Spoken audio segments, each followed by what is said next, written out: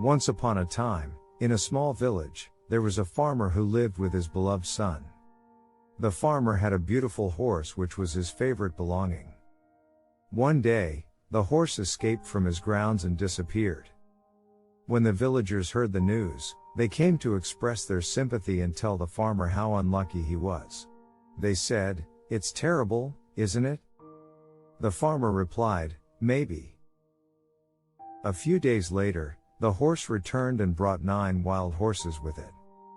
When the neighbors saw the new horses, they congratulated the farmer on his good fortune, saying, "What good luck! This is wonderful, isn't it?" And he smiled, "Maybe." The next day, the farmer's son was trying to tame one of the wild horses when it suddenly bucked and threw him off, resulting in a broken leg. All the neighbors visited his family again and they said, "Well, that's too bad. Isn't it?" And the farmer simply said, "Maybe."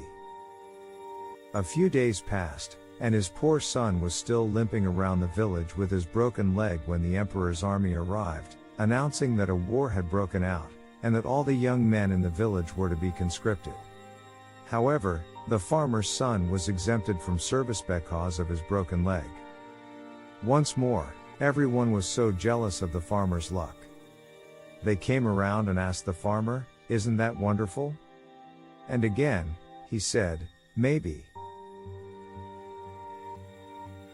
As you see, the whole process of nature is an integrated process of immense complexity.